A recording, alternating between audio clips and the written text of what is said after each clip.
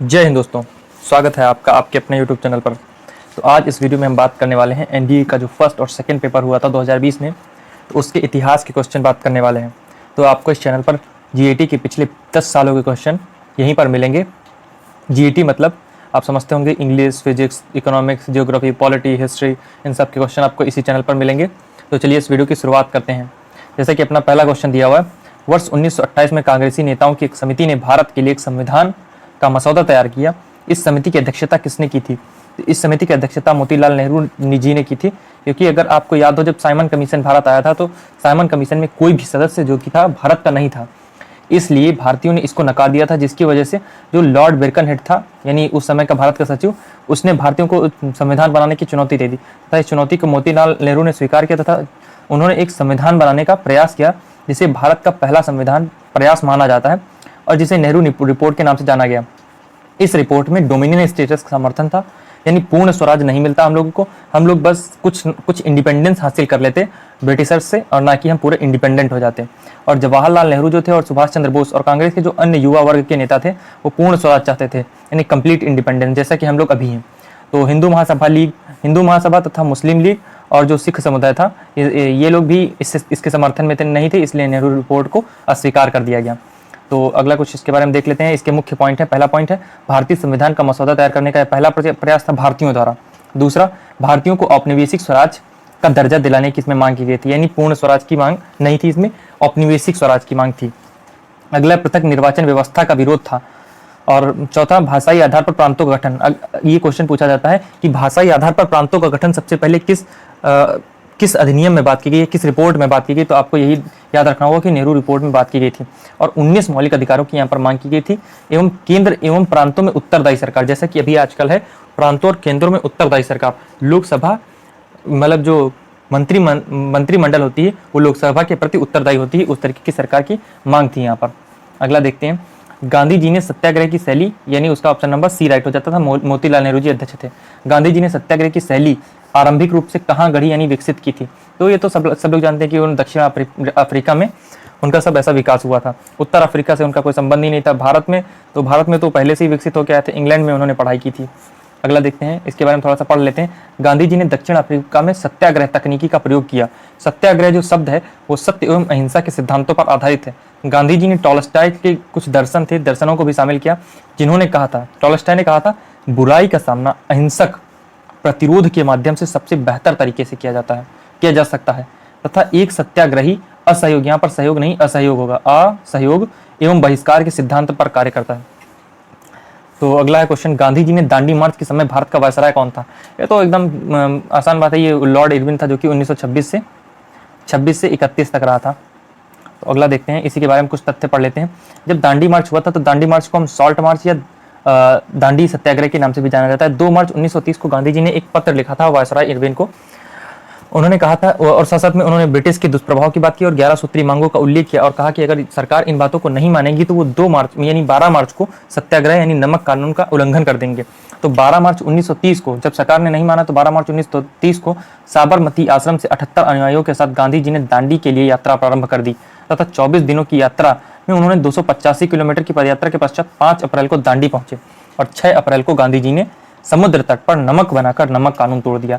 उस समय ऐसा था कि नमक पर अंग्रेजी मतलब नमक बेचने और बनाने का अधिकार केवल अंग्रेजी सरकार का था, ना कोई इंडियन बना सकता था, और अगर बनाता था या बेचता था तो उस पर कर लगाया जाता था, जो कि बहुत ही अभद्र मतलब बेवकूफ़ों वाली चीज़ थी, अविवेकपूर्ण और अमानवीय थी, इनह्यूमैनिटेरियन। तो अगला देखते हैं, क्वेश्चन है, निम्नलिखित में से कौन सी एक अमेरिकी समाचार पत्रिका गांधी जी के दांडी मार्च के बारे में आरंभ में बहुत संशयात्मक थी, यानी कंफ्यूजन में थी, किंतु एक सप्ताह के भीतर ही उसने अपनी पूरी राय बदल दी तथा एक महात्मा और राजनेता के रूप में गांधी जी का अभिवादन किया? ये थी टाइम पत्रिका। उस समय जब दांडी मार्च था तब वहां पर टाइम पत्रिका के जो संपादक इत्यादि थे वो सब अवेलेबल थे। पहले तो ये लोग बहुत ही गांधी जी के विरोध में हल्का फुल्का थे, लेकिन फिर धीरे धीरे एक सप्ताह के बाद इन्होंने अपनी पूरी राय बदली और गांधी जी के पक्ष में मतलब गांधी जी को एक महान नेता के रूप में स्वीकार किया। ऐसे इसी के बारे में कुछ हम पढ़ लेते हैं, मतलब दांडी मार्च के बारे में, कि जो अप्रैल 1930 में था। देखो कितना मॉडर्न हिस्ट्री से कितना क्वेश्चन आ रहा है।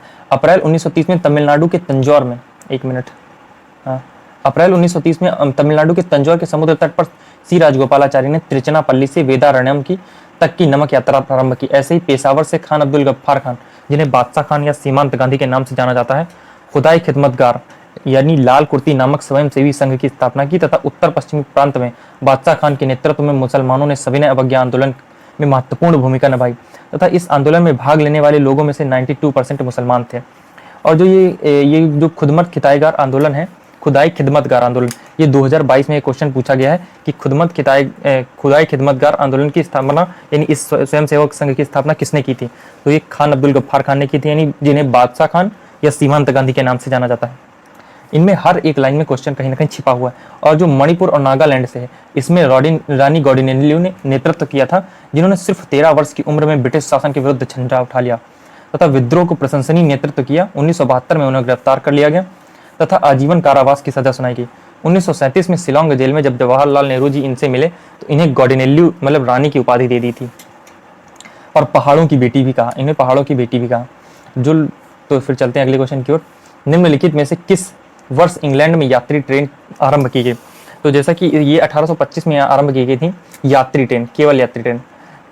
तो चलते हैं इसके बारे में कुछ महत्वपूर्ण तथ्य याद कर लेते हैं, क्योंकि जो ट्रेन है एक तो 3 प्रकार की होती है। पहली तो मालगाड़ी होती है, दूसरी मालगाड़ी प्लस मालगाड़ी भी हो जिसमें और इसमें पैसेंजर भी सवार हो सकें, और तीसरी एक केवल और केवल पैसेंजर होती है।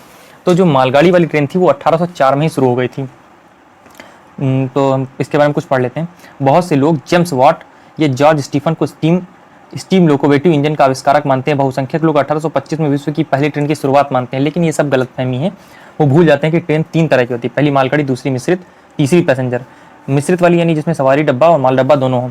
तो पहला रेल लोकोमोटिव इंजन जो 1803 में रिचर्ड ट्रेविथिक द्वारा बनाया गया था तथा उन्हें रेल इंजन का आविष्कारक माना जाता है। लेकिन 1804 में पहली ट्रेन चली। देखो, जो पहली रेलगाड़ी थी जो कि मालगाड़ी थी, जो कि 1804 में चली थी, और जो पहली मिश्रित रेलगाड़ी थी वो 1825 में चली। क्योंकि यहाँ पर देखो समझने वाली बात यह, क्योंकि इसमें पैसेंजर वाली भी थी, इसमें साथ साथ में मालगाड़ी भी थी, इसलिए 1825 से ही हम मान रहे हैं इस क्वेश्चन का आंसर, क्योंकि इसमें कहीं 1833 के निकट कोई आंसर ही नहीं है। देखो, एक 1848, एक 61, 123 है, इसलिए इसका ऑप्शन नंबर बी ही राइट होगा। तो और जो देखिए एक तो हमारा 1825 में शुरुआत हो गई थी। इनके बारे में आप कुछ पढ़ सकते हैं, इसका PDF भी आपको टेलीग्राम पे मिल जाएगा। आप टेलीग्राम पे मेरे चैनल का नाम सर्च कर सकते हैं। तो जैसे कि ये चौथा पॉइंट है कि पहली पूर्ण रूपी पैसेंजर यानी जो कंप्लीट पैसेंजर थी वो 1833 में ट्रेन चलाई गई थी। तो चलते हैं अगले की ओर, बात करते हैं अगले की। जैसा कि अगला दिया हुआ बंगाल में ग्रामीण समाज यानी रूरल सोसाइटी के चिरस्थायी बंदोबस्त का परिणाम यानी रिजल्ट क्या था? तो ऑप्शन ए है कि ब्रिटिश यौमन किसानों की तरह की ही कृषि की उन्नति करने के लिए जमींदारों ने भूमि लगाई तथा उद्यम किया। तो ये तो गलत बात है, उन्होंने ना ही भूमि लगाई ना ही उद्यम किया, तो ये ऑप्शन ए तो गलत हो जाता है। दूसरा, धनी संपन्न किसानों के एक समूह ने, जिसे जोतदार कहा जाता था, गांवों में अपनी स्थिति को मजबूत बनाने में सफलता पाई। ये बात बिल्कुल सही है, नहीं ऑप्शन नंबर बी राइट हो जाएगा चिरस्थायी बंदोबस्त में, क्योंकि उस समय ऐसी व्यवस्था थी कि अमीर ही अमीर हो सकता था और गरीब होता चला जा रहा था। किसानों की स्थिति इतनी बेकार होती जा रही थी, कुछ कहने को नहीं। कि जो कृषि थी उसकी उत्पादकता पर तो ध्यान दिया जाता था, यानी कृषि की उत्पादकता तो बढ़ती थी, लेकिन किसान की आय नहीं बढ़ी। तो ये जो समृद्ध किसान बताया तो ये गलत बात है, और ये भी गलत बात है, वो असफल नहीं हुई थी। इसे जमींदारी, ये जो व्यवस्था थी चिरस्थायी व्यवस्था, इसे जमींदारी व्यवस्था के नाम से भी जाना जाता था। तो इसके बारे में कुछ महत्वपूर्ण तथ्य लिख रखे हैं। तो जो 1793 आया था, तो उसमें लॉर्ड कॉर्नवालिस ने इस व्यवस्था को बंगाल, बिहार, उड़ीसा और संयुक्त प्रांत के बनारस प्रखंड में और उत्तरी कर्नाटक में इसे लागू किया गया था। जो मतलब जिसे जमींदारी व्यवस्था, इस्तमरारी व्यवस्था या स्थायी बंदोबस्त के नाम से भी जाना जाता है, और ये ब्रिटिश भारत के कुल 19% पर लागू थी। आज के भारत पर नहीं, ब्रिटिश भारत पर। और ये जो थी ना, इसको मेनली सर जॉन शोर और चार्ल्स ग्रांट की सहमति से बनाया गया था। पहले इसे 10 वर्षों के लिए लागू किया गया, फिर उसके बाद में इसे 22 मार्च 1793 को स्थायी कर दिया गया था। तो आगे बात करते हैं अगले क्वेश्चन की। ये बहुत इंपॉर्टेंट है कि आप स्क्रीनशॉट ले सकते हैं। हाँ, इस व्यवस्था के तहत आपको कुछ परिणाम भी इसके मिलेंगे। इस व्यवस्था के तहत किसानों का अत्यधिक शोषण तथा जमींदारों द्वारा अत्यधिक अत्याचार किए गए। इसने किसानों को पूर्णतः जमींदारों की दया पर किसानों को निर्भर बना दिया। इस व्यवस्था के तहत जमींदार अधिक समृद्ध हुए और जिसके तहत भ्रष्टाचार बढ़ गया। जमींदारों के द्वारा कृषि उत्पादन की वृद्धि पर ध्यान दिया गया, किंतु कृषि की आय में वृद्धि नहीं हुई। देखो, कृषि की उत्पादकता पर ध्यान दिया गया, लेकिन किसानों की आय में वृद्धि नहीं हुई। इस व्यवस्था से सबसे अधिक हानि किसानों को ही हुई, उसके उनके भूमि संबंधी और अन्य परंपरागत अधिकार छिन गए, वह केवल खेतीहार मजदूर बनकर रह गया। अगला है राजमहल के क्षेत्र में दामिन ए को क्या था। तो ये आपने देखा होगा 2021 में ये क्वेश्चन आ चुका है और 2020 में भी इसको पूछा है। दामिने को क्या था? दामिने को वो था जो कि संथालों की होने वाली भूमि थी, जहां पर अंग्रेजों ने कहा था कि अंग्रेजों ने संथालों को आश्वासन दिया था कि तुम यहाँ पर आकर के बस सकते हो। इसलिए इसका ऑप्शन नंबर ए राइट हो जाएगा। भूमि का एक विशाल क्षेत्र जिसका सीमांकन किया गया था, जिसे संथालों की भावी भूमि यानी भविष्य में होने वाली भूमि के रूप में घोषित किया गया था। और ये तो सब फालतू में पढ़ने का टाइम वेस्ट है और कुछ नहीं। तो 1780 के दशक में जब संथालों को अपना क्षेत्र छोड़ना पड़ा और अंग्रेजों ने उनसे एक समझौता किया तथा उन्हें कहा कि तुम्हें राजमहल के क्षेत्र में बसने के लिए एक जगह देंगे, तथा वहाँ पर पहाड़ी जनजाति थी निवास करती थी राजमहल के क्षेत्रों में। तो पहाड़ी जनजाति और संथाल के बीच में एक लंबी शत्रुता बनी रही, वो लड़ते रहे एक दूसरे से। तो 1832 से 33 के बीच में एक दामिनी कोह नामक नियम बनाकर दोनों ग्रुपों में समझौता करवाया अंग्रेजों में। तथा ये दामिनी कोह क्या होता है? फारसी शब्द है जिसका मतलब होता है स्कर्ट्स या पहाड़ी का बाहरी किनारा। तो फिर पहाड़ी के बाहरी किनारों में रहने लगे थे। लेकिन आखिरकार ये विद्रोह फिर आगे संथाल विद्रोह हुआ था 1857 की क्रांति से कुछ समय पहले ही। 1857 की क्रांति से कुछ समय पहले ही संथालों का विद्रोह हुआ था। तो चलते हैं अगले क्वेश्चन की ओर। अगला क्वेश्चन है 1857 की क्रांति के बारे में निम्नलिखित में से कौन सा कथन सही है? तो पहला पढ़ेंगे, यह राजाओं, नवाबों और तालुकदारों द्वारा सावधानी पूर्वक व्यवस्थित और नियोजित किया गया विद्रोह था। तो पहली बात, इसमें नवाब मतलब जितने तालुकदार थे और ये जो हैदराबाद के नवाब थे, इन सब ने तो साथ ही नहीं दिया था। और दूसरी बात, यह एक तो सावधानी पूर्वक तो विद्रोह था ही नहीं, व्यवस्थित तो विद्रोह था ही नहीं। यही तो इसकी असफलता का कारण बना, क्योंकि यह व्यवस्थित विद्रोह नहीं था। इसमें थोड़ी सी जल्दबाजी कर दी गई सैनिकों द्वारा। और अगला है इस विद्रोह के आरंभ होने और फैलने अफवाहों और भविष्यवाणियों की भूमिका नहीं थी। ये तो बिल्कुल गलत बात है। ये अफवाहों और भविष्यवाणियों की भूमिका बहुत बड़ी भूमिका थी। और 1857 के विद्रोह में घोषणाओं द्वारा आबादी के सभी वर्गों और उनकी जाति पंथ पर ध्यान दिए बिना बारंबार अपील गई। ये एकदम 100% राइट बात है, क्योंकि यहाँ पर हिंदू मुस्लिम धर्म सब कोई यहाँ पर था, सब लड़ने के लिए तैयार थे। उधर कोई भी ले लो, जो भी हो, मराठा सब लोग लड़ने के लिए तैयार थे और सब लोग लड़े। और फिर इधर जो लास्ट दिया, विद्रोहियों पर तेजी से और आसानी से नियंत्रण, ये तो बिल्कुल गलत बात है। वो नियंत्रण पाने में असफल रहे, क्योंकि असफल नहीं रहे, सफल तो हो गए, लेकिन बहुत ही कठिनाई से उन्हें नियंत्रण मिला। जैसे कि रानी लक्ष्मीबाई की बात करें तो 1.5 से पौने 2 साल तक वो लोग लड़ते रहे अकेले रानी लक्ष्मीबाई से। बेगम हजरत महल से भी 1.5-2 साल तक लड़ते रहे। तो ये आसानी तो हुई नहीं उनके लिए काफ़ी कठिनता हुई थी इस विद्रोह पर कायम पाने के लिए। इसी कारणवश उन्होंने अपने पहले के जिस तरह से वो शासन करते थे गवर्नर जनरल बना करके, तो उन्होंने सबको ख़त्म कर दिया। ब्रिटिश कंपनी के हाथ से सत्ता छिन गई और आखिरकार जो भारत था वो ब्रिटिश भारत बन गया। यानी जो गवर्नर जनरल था वो भारत का वायसराय कहलाने लगा, तथा भारत में एक सचिव पद का गठन किया गया, जो कि उसको वायसराय को सलाह देता था एक तरीके से। और ये घोषणा जो हुई थी 1 नवंबर 1858 को इलाहाबाद में हुई थी। जो इलाहाबाद था उसको अस्थाई राजधानी बना लिया था अंग्रेजों ने विद्रोह के समय। तो चलते हैं अगले क्वेश्चन की ओर। तो विद्रोह की असफलता के प्रमुख कारण देख लेते हैं।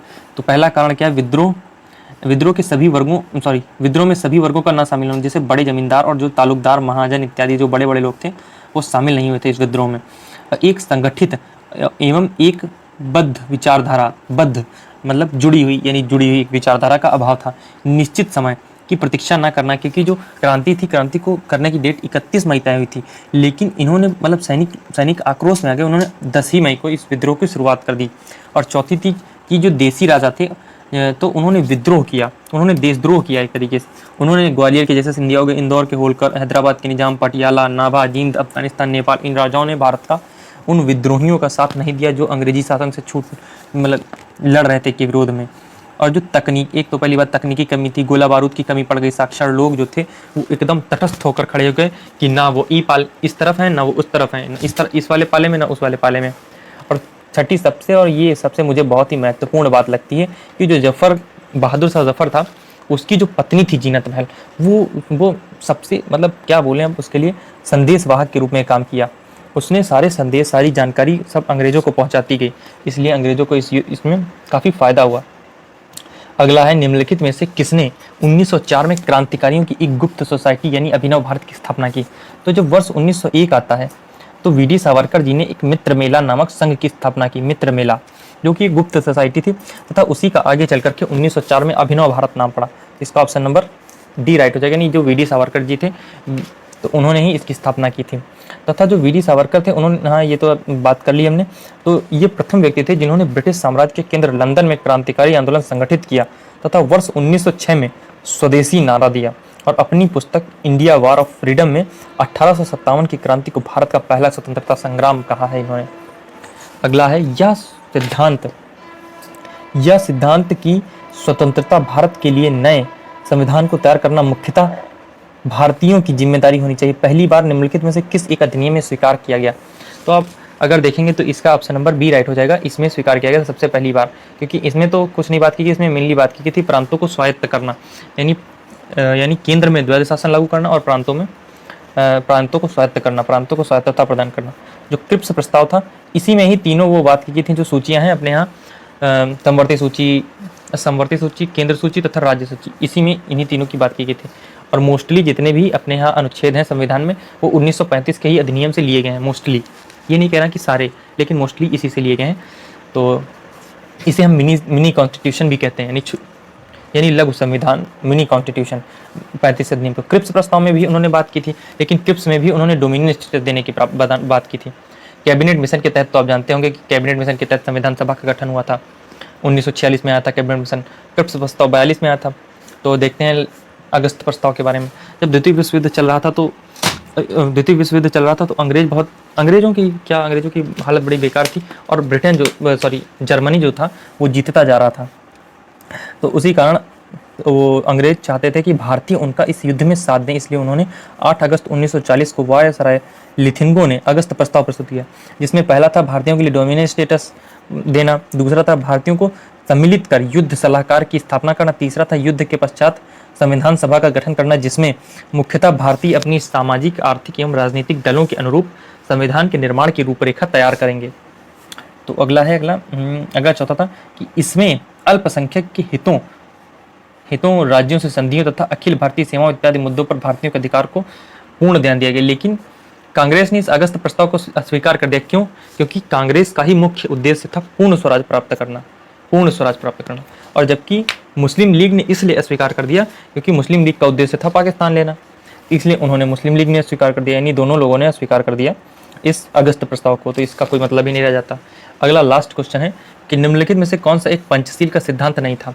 तो आप जानते होंगे कि वर्ष 1954 में नेहरू और चाचा नेहरू और जो चीन और इंडिया के बीच में एक समझौता हुआ था, जिसको हम पंचशील समझौते के नाम से जानते हैं। इसमें एक दूसरे का शांतिपूर्ण सहयोग की बात की गई थी, क्षेत्रीय अखंडता के लिए पारस्परिक सम्मान की बात की गई थी, नाभिकीय निवारण की बात नहीं की गई थी, क्योंकि ना उस समय भारत ना न्यूक्लियर के उसमें सक्षम था और ना ही चीन में 1968 में बना लिए थे ये न्यूक्लियर वेपन्स, और 64 या 68 ऐसा ही कुछ है, उसी के आसपास में बनाए थे 1960 के दशक में। और आंतरिक मामलों में हस्तक्षेप की नीति, यानी एक दूसरे के जो आंतरिक मामले होंगे उसमें इंटरफेयर नहीं करेंगे। तो इसी के कुछ महत्वपूर्ण बिंदु लिखे हैं। पहला, एक दूसरे की अखंडता का ध्यान रखना, दूसरा आंतरिक मामलों में हस्तक्षेप नहीं करना, तीसरा अंतर्राष्ट्रीय मंच पर एक दूसरे का सहयोग करना, चौथा एक दूसरे को समान लाभ पहुंचाना, पांचवा एक दूसरे पर आक्रमण ना करना। यहाँ पर आपको दिख रहा होगा किसी भी प्रकार न्यूक्लियर की बात नहीं की गई है, इसलिए इसका option number B C right हो जाएगा। तो अगर आपको पढ़ना है तो आप इसको पढ़ सकते हैं, आपको इसका पीडीएफ टेलीग्राम चैनल पर मिल जाएगा। तो मिलते हैं अगले वीडियो में। थैंक्स फॉर वॉचिंग, और ऐसे ही हमारे वीडियो को प्यार देते रहिएगा।